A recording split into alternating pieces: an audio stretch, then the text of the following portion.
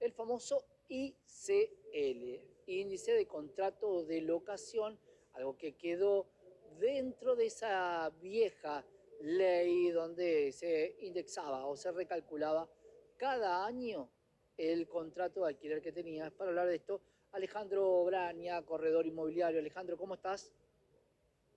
¿Qué tal, Santiago? Buenas tardes. Muchas gracias por el espacio. Un placer. Bueno, contanos, porque que un índice retroceda parece muy llamativo. ¿Quedan cuántos contratos de locación todavía de cara a finalizarse? Porque claro, son 3 años de contrato, la vieja ley.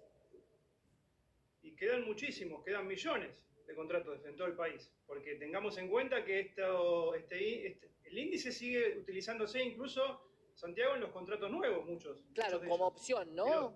exacto, claro, o sea, prácticamente el 99, 98% de los contratos se firman tomando o el índice de contratos de locación o el IPC, el índice de precio al consumidor. ¿Qué diferencias tenemos? Que el ICL es un índice que elabora el Banco Central y que es un promedio entre lo que es la inflación y el ajuste de los salarios, el famoso RIPTE que se le llama. En cambio, el IPC es inflación directa del INDEC y lo elabora el propio Instituto de Estadísticas y Censos. Esa es la Claro, diferencia entre uno y otro. esa es la inflación mensual que nosotros tenemos. Te lo pregunto, Alejandro, directo, porque esto le va a servir a muchos de los que nos están escuchando. Si yo soy propietario, que no nos escuchen los inquilinos, ¿qué me conviene? ¿Hay alguna decisión por la cual diría, bueno, mirá, voy a este índice y si soy inquilino voy al otro índice? Yo muchas veces me lo preguntaron y digo, bueno, lo que plantea es que la inflación va hacia la baja, pero también el salario tiene que recuperar. ¿Es prácticamente lo mismo uno y otro? A ver, lo que pasa es que lo que pasó este año fue muy loco en cuanto a la aplicación de los índices y en cuanto a las fechas, lo que vino pasando desde el 1 de enero de este año Claro, con la derogación de la ley. ¿Por qué? Porque durante 50 meses, Santiago, el índice de contratos de locación no paró de subir nunca, permanentemente, desde que se creó con la ley de junio del 2020. No paró de subir nunca, hasta mediados de este año.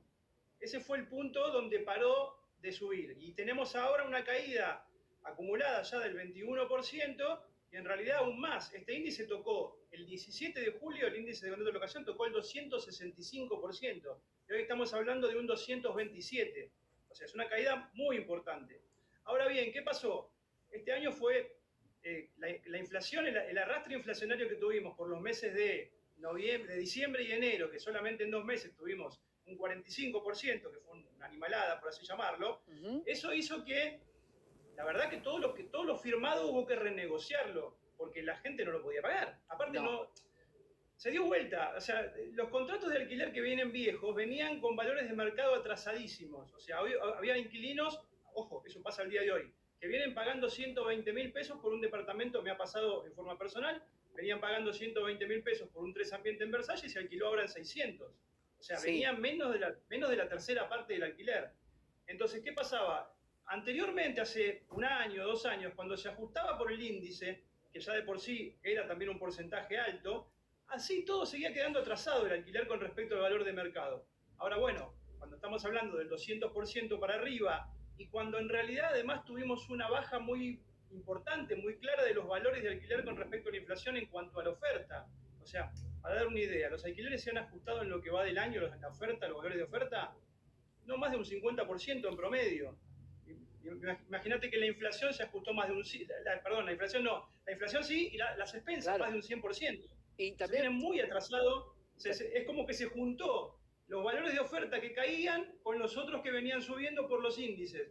Entonces, en los contratos que firmamos a principio de año, ya sea por IPC o por ICL, no importaba, en algún momento nos teníamos que sentar porque un departamento que se alquiló en 290.000 pesos en febrero había que ajustarlo 4 meses después por el ICL y te llevaba 500.000.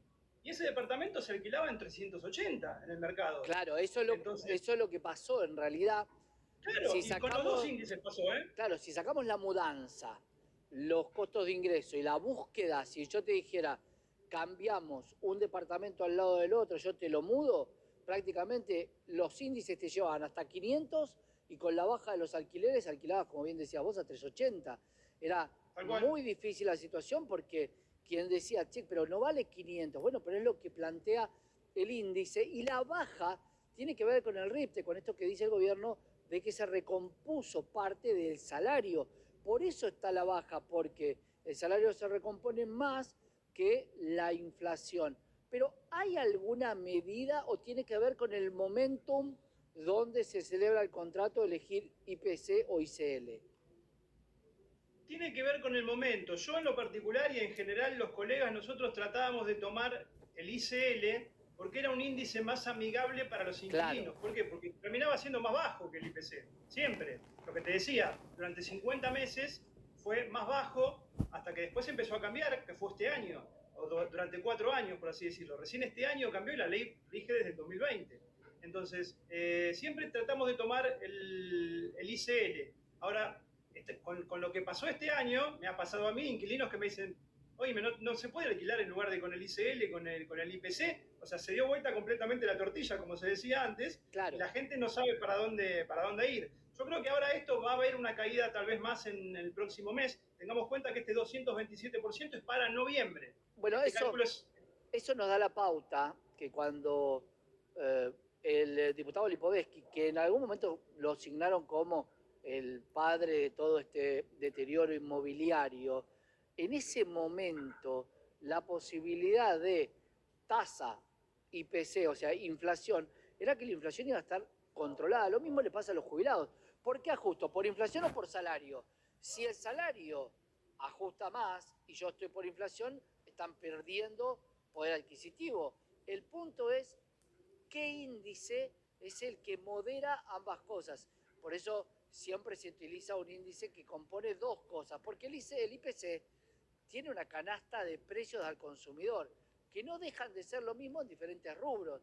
Por eso mucha gente plantea el ICL.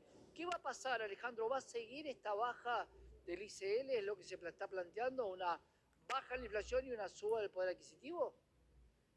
Yo creo que va a bajar tal vez en diciembre y me parece que ya después se va a estabilizar. Bien. Se va a poner en niveles normales de que se va a ir manteniendo. No creo que siga bajando mucho más. Porque, como te decía, el 16 de julio este índice dio 265% y hoy estamos hablando de un 227%. Claro. Entonces, es una diferencia de prácticamente el 40%. Claro. Para aportar un dato más, que hablamos tanto de los índices en esta nota, el índice de precios al consumidor de la ciudad de Buenos Aires, el IPC-BA, es aún más alto que el del INDEC. Hay una diferencia, la inflación de la ciudad es más alta que el promedio nacional. Entonces hay gente que ha tomado ese índice que mucho más todavía tuvo que renegociar porque se van los valores a un número que no solamente que no lo puede pagar quien está viviendo, sino que no tiene mercado. Si tiene que salir al mercado en ese valor, no lo va a poder alquilar